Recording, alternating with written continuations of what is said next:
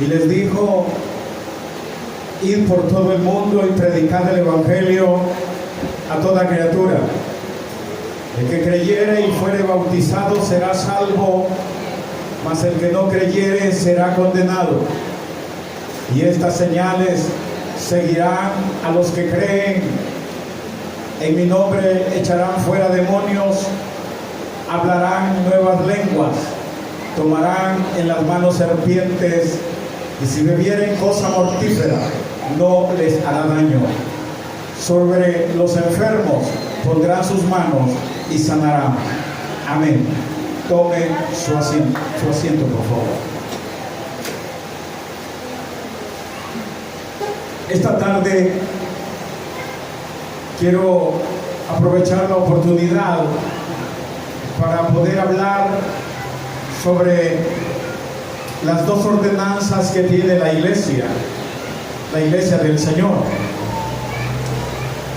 En otros lados le llaman sacramentos, pero no sé de dónde sacaron esos asuntos. La verdad son ordenanzas ya establecidas en la palabra, y los he traído a Marcos 16:15 porque se debe de entender que las dos grandes ordenanzas que el Señor nos ha dejado son el bautizarse en aguas, como lo hemos hecho esta mañana con algunos hermanos, y posteriormente pasar a participar de la Santa Cena.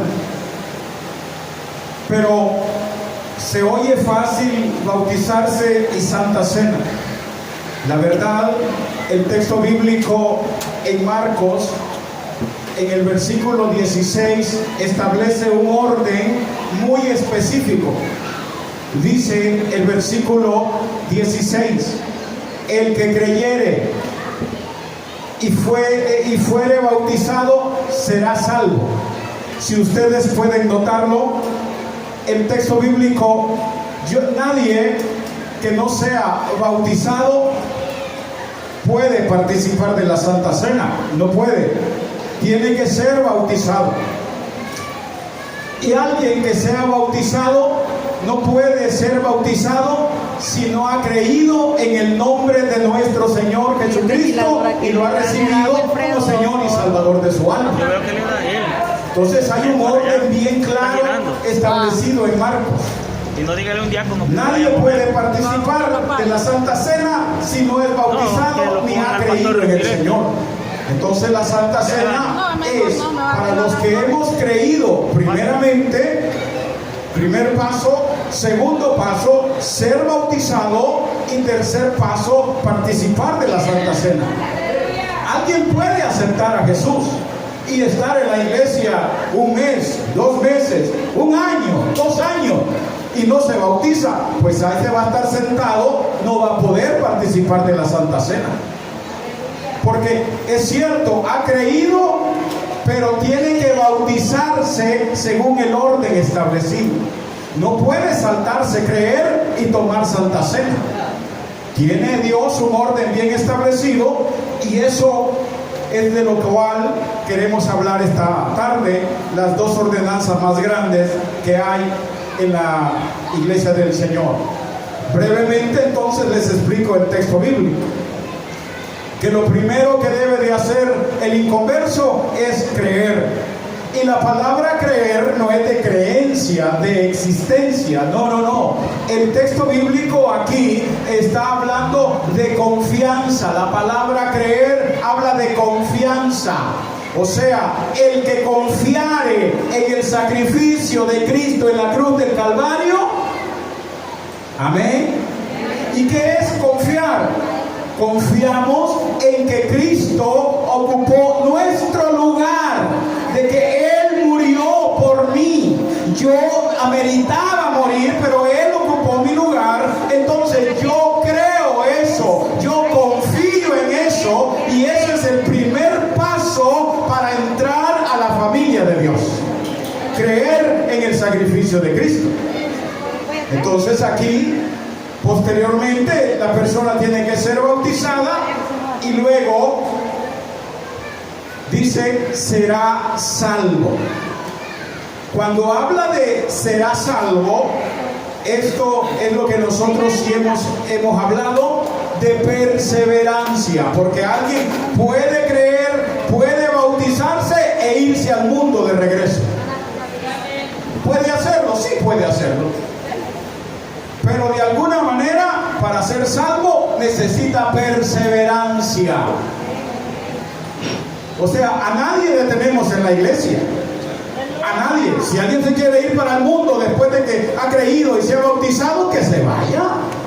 El problema es que la condenación le cae siempre. Entonces, ¿qué nos está diciendo el texto? Creyere, fuere bautizado, será salvo. Perseverancia. Esto es de perseverar. El que persevere hasta el fin será salvo. ¿Dicen amén a eso?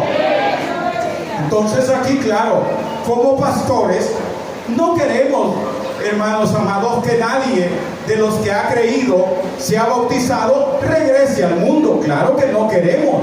Pero ¿por qué la gente se va al mundo? Muchas veces hay problemas, hay dificultades serios donde la persona decide aislarse por un tiempo y luego regresar.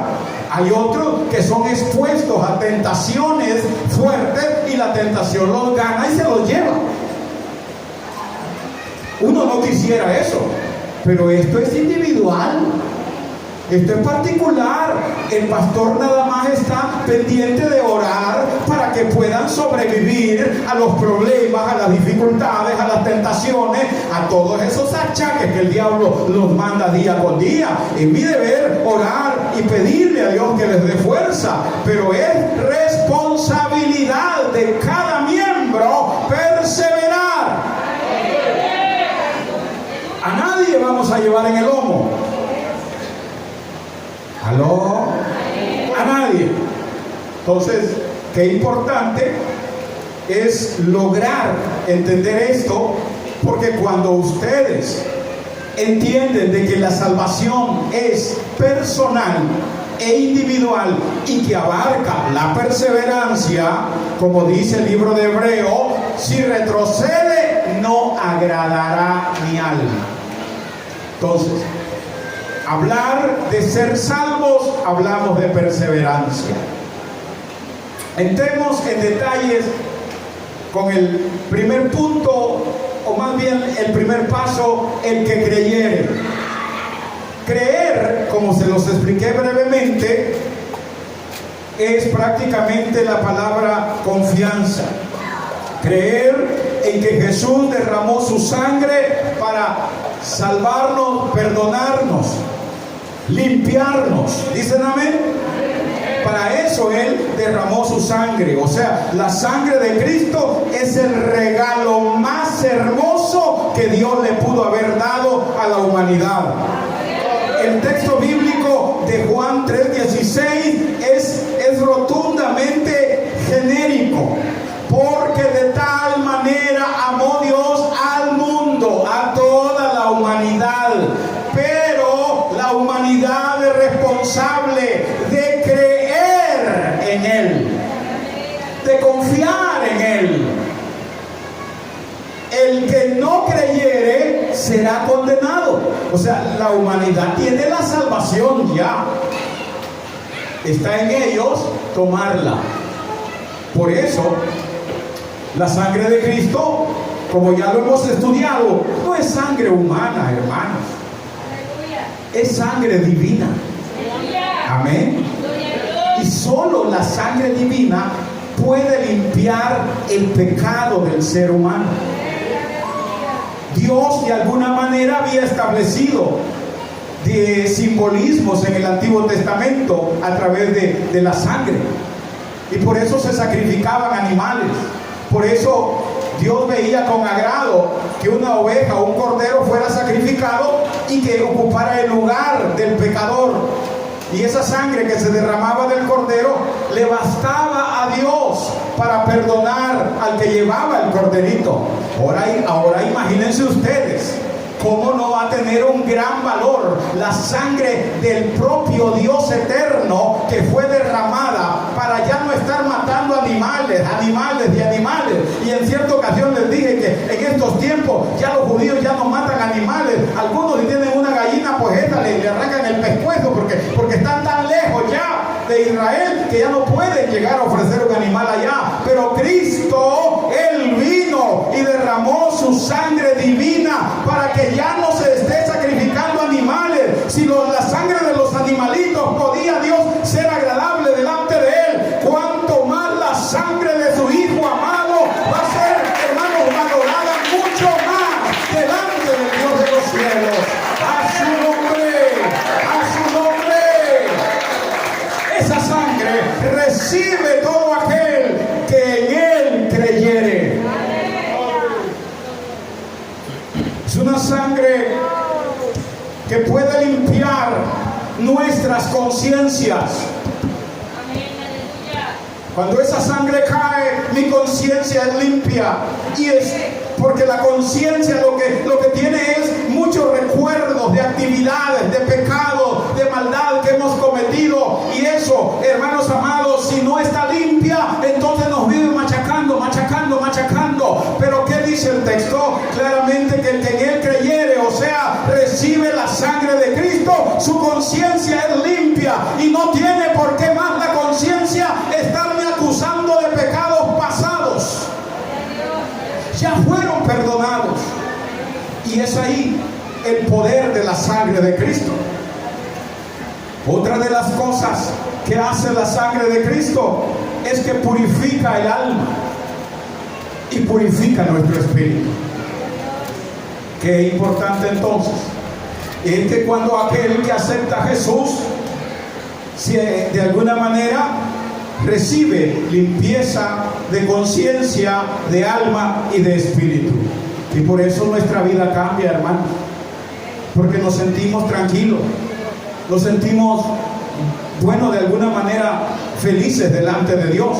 Pero eso no basta. La sangre de Cristo, deben de entender que es una sangre que tiene un rango tan fuerte, tanto en los cielos, en la tierra, como debajo de la tierra. La sangre de Cristo es respetada, óigame bien, por los mismos demonios. No importa el rango que tenga el diablo o el demonio, respetan la sangre divina. La sangre de Jesús es respetada por los diferentes demonios que hay. Y esa sangre es la que está en nuestras vidas. Esa sangre los demonios la reconocen en nuestro ser y la respetan. Porque no es sangre de animal, no es sangre, cualquier sangre, no. Es la sangre del Hijo de Dios sobre nosotros. Entonces vean ustedes que el texto bíblico habla claramente de que en el Antiguo Testamento se narra de los dos tipos de sangre, ¿verdad? La sangre derramada y la sangre rociada. La sangre derramada, pues el animalito se ponía en el altar y con un cuchillo se le buscaba la yugular y se le cortaba a manera de que sangrara y derramara el animalito toda su sangre.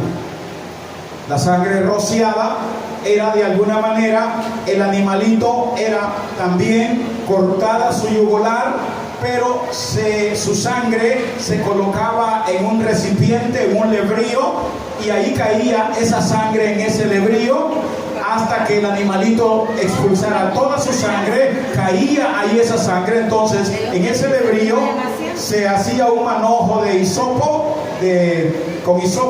manojo de hisopo, y se metía ahí y se rociaba lo que se quisiese manchar o tocar con la sangre. Eran los dos tipos que existía en el Antiguo Testamento. Por ejemplo, ustedes recuerden conmigo rápidamente la sangre rociada de Éxodo capítulo 12, donde Dios demanda de que se tome, dice, y tomado un manojo de hisopo, mojadlo en la sangre que está en el lebrillo y untad el dintel y los dos postes con la sangre que estará en el lebrillo. Y ninguno de vosotros salga de las puertas de su casa hasta mañana. O sea, el pasaje bíblico lo hemos leído, que está hablando de la matanza que va a haber de los primogénitos en Egipto. Entonces Dios dice que sacrifiquen un cordero, que tomen la sangre en el hebrío, que mojen el manojo de hisopo y rocíen los dinteles y los postes. Pero si no se le daba importancia, porque una cosa es que el animalito derramara su sangre, cayese sobre el hebrío, y esa sangre en el hebrío no tiene ningún efecto, aunque ya haya sido derramada por el cordero. Pero si está en el hebrío, no tiene efecto. Allí puede estar la sangre, pero no sirve. Tenía que ser aplicada, rociada. Amén. Imagínense ustedes que mucha gente, porque pudiesen haber habido gente descuidadas, gente que no le dan poca importancia a la sangre de Cristo, a una santa cena, a un culto, que no, pues ¿para qué tanto de ir a la iglesia? Espérate, ¿para qué? Hoy más que nunca, que las cosas se están cumpliendo, vas a bramar como coyote baleado por ser, como dicen, orejón. Ya la gente debe de darle importancia a su salvación a través de la sangre gloriosa de Cristo. Pudiese haber alguien descuidado, decir, no, pues aquí sacamos la sangre en el hebrío del cordero, dejémosla aquí nada más en una mesa, o pongámosla frente ahí a la puerta a ver si la respetan. No, la sangre tenía que ser rociada, no dejarla allí. Por eso hay mucha gente, hermanos amados, en las congregaciones que descuidan una salvación tan grande, creyendo que solamente se trata de que yo ya acepté a Cristo y aquí estoy. No. Esa sangre debemos permitir que caiga cada santa cena, sea limpiada nuestra alma, nuestro espíritu, porque Jesús dijo, esta es la copa del nuevo pacto, de mi sangre derramada por vosotros. O sea, simbólicamente venimos a que la sangre de Cristo nuevamente por la fe vuelva a limpiar nuestras conciencias, nuestra alma, nuestro espíritu, y mantenernos perseverantes día a día y no pasar desapercibido una salvación tan grande. A su nombre, a su nombre. De ahí la importancia. Pero mucha gente no le da importancia. Problema de ellos. Ustedes deben de entender que no se puede ignorar que todo esto que hacemos son actos de fe. Se debe obedecer las ordenanzas. Primero creer, segundo bautizarse y luego ser salvo a través de la perseverancia en la Santa Cena. Cuando digo esto es porque me gusta tanto lo que recito cuando alguien va a bautizarse, y lo tomo del libro de Efesios capítulo 1 en el versículo 13, que dice, en él también vosotros, habiendo oído la palabra de verdad, habiendo creído en el evangelio de vuestra salvación, y habiendo creído en Jesús como Señor y Salvador de tu alma, ¡pum! O sea, son procesos que se dan. Haber creído en Jesús, ser bautizado y ser salvo, todos son actos de fe. Todos. Observe, el creer es un acto de fe, confianza. Nosotros no hemos visto a Jesús, lo creemos, confiamos en el sacrificio por la fe. Por la fe. Por eso Jesús dice, bienaventurados los que sin ver creen. O sea, somos benditos de Jehová, sencillamente por haber puesto nuestra confianza en algo que no vimos, pero lo creemos. Eso es lo que Dios valora de sus hijos. Porque imagínense cuánta gente pone su fe, su confianza en una vaca, pone su confianza en el gordito de Buda, otros ponen su confianza en Mahoma. Los católicos, pues, ¿para qué voy a mencionarlo?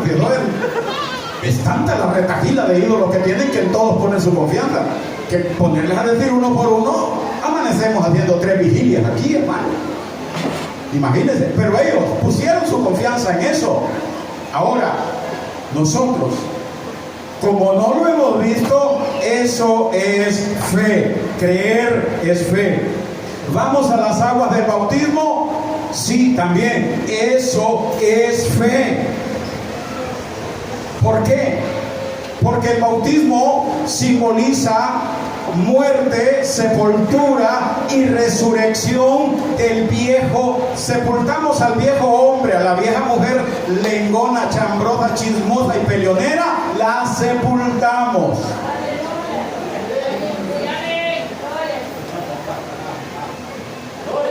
La vieja mujer y el viejo hombre, bolo, chichipate, parrandero, fumador y mujeriego, lo sepultamos.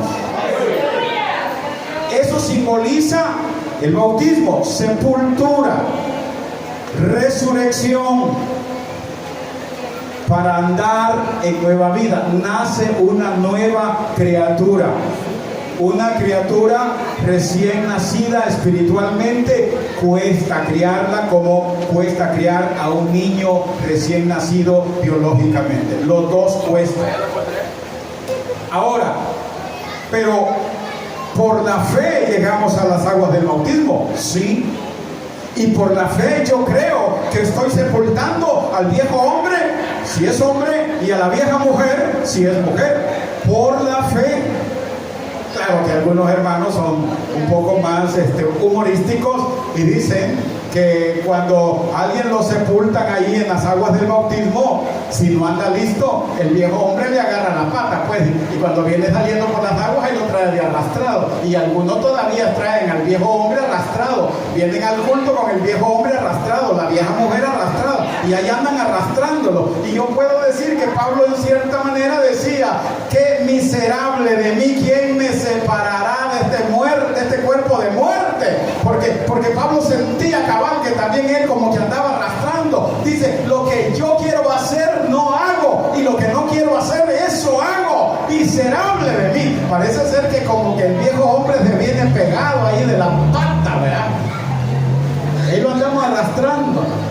Y por eso es que a veces hay pleito entre ustedes. Por eso es que hay pleitos a veces. Porque por más que no quieran pelear, discuten. Y le dice el uno al otro: vos, mi Satanás. Hasta llegar a confesar eso está grave ya, ¿verdad? Porque se ha casado con Satanás. O sea, está difícil, pues. Pero eso es lo que está pasando. Es un acto de fe. Yo creo que sepulto al viejo hombre, a la vieja mujer, de acuerdo. Y yo creo que resucito también para andar en nueva vida. Y en cierto modo lo hemos logrado. No a la perfección, pero lo hemos logrado. Porque el que fumaba ya no fuma. Como pues tienen mascarilla no dicen nada. Y hoy les ha favorecido a los que fuman, porque no aquí, ¿verdad? Pero los que fuman hoy ya no les siente la patada a cigarro, a tabaco, ¿no? ¿Verdad? Y el que toma también, pues ya no le siente tanto, ¿verdad? Pero en cierto modo el viejo hombre dejó los vicios, dejó las parrandas, la borrachera, y lo que más le cuesta es dejar ese mal genio que tiene. Porque para ser bravo es bravo. Bravo es gruñón. Pero debe de cambiar. Sí, debe de ser manso. Tranquilo, se va a enfermar, le va a parar el corazón, le va a dar un toque ahí, porque es bravo de morir. Entonces no, cuidado, son actos de fe. Entonces, basados en eso, el bautismo, creer es un acto de fe, bautismo es un acto de fe, Santa Cena es un acto de fe. Nosotros por eso decimos que vivimos y caminamos por la fe. Creímos por la fe, fuimos a bautizarlos por la fe y participamos de la Santa Cena por la fe. Por la fe yo creo y confío en que el pan, cuando oramos, toma el cuerpo de Cristo. el cual testimonialmente cuando lo estoy masticando, moliendo, estoy cumpliendo lo que dice Isaías 53. Mas él molido fue por nuestras rebeliones. O sea, al masticarlo estoy testificando de que mis pecados lo mataron en la cruz. Es un acto de fe y es ahí donde confesamos nuestra falta. Por eso, cuando usted toma el pan, está aceptando de que somos pecadores. Pero luego está el jugo de uvas, que también por la fe se transporta a ser simbólicamente la sangre de Cristo. Entonces, ¿qué sucede con esto? Que si así como el pan simboliza el cuerpo de Cristo, que por nuestros pecados es molido, también el jugo de uva toma la forma de la sangre de Cristo simbólicamente, y como dice el texto bíblico claramente, que esa sangre es la sangre del nuevo pacto, un pacto incondicional, donde yo no voy a hacer nada. La sangre de Cristo lo ha hecho todo por mí. Esa es la bendición más grande que tiene un creyente. Usted no se va a salvar, hermanos amados, por decir que ha ayunado 40 días, por decir que ha vigilado 4 meses seguidos. Usted no se va a salvar sencillamente por decir que es el que ofrenda más, el que diezma más. No, está bien, todo es bueno, vigilar, ayunar, ofrendar, diezmar. Pero si usted cree que por eso se va a salvar, está menospreciando la sangre de Cristo, porque la sangre de Cristo nos ha limpiado de nuestros pecados pasados, presentes y futuros. La sangre de Cristo es perfecta. A su nombre, a su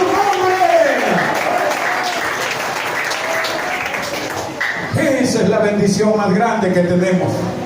Por eso no venir a la Santa Cena es menospreciar ese sacrificio, es menospreciarlo. Y ya les dije que es un juicio muy grande sobre aquel que menosprecia la sangre del Cordero. Ustedes han sido enseñados a valorar esto por el bien de ustedes, por el bien de ustedes. Yo, el que no viene, mi deber llega hasta decirle: momento, privilegios no va a tener hasta la próxima Santa Cena. Ese es mi deber.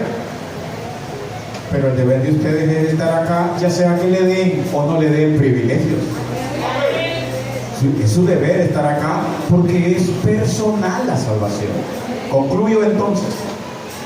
Debemos darle gracias a Dios siempre.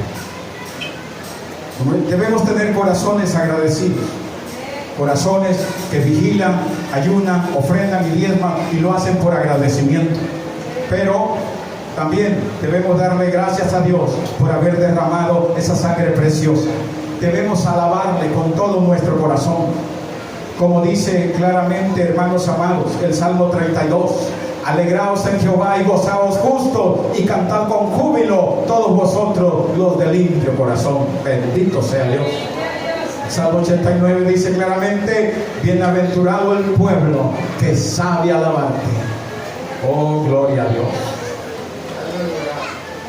Y concluyo diciéndoles, Isaías 61 dice: en gran manera me gozaré en Jehová, mi alma se alegrará en mi Dios, porque me vistió con vestiduras de salvación. Aleluya. Me rodeó de manto de justicia, como a un novio me atavió, como a novia me ha adornado con sus joyas. Gloria a Dios. Eso es lo que Cristo hizo cuando nosotros aceptamos a Cristo. Nos puso un manto de salvación, un manto de justicia, y nos ha adornado con dones espirituales para que le podamos servir. Damos una fuerte ofrenda de palmas al Rey de Reyes y Señor de Señores.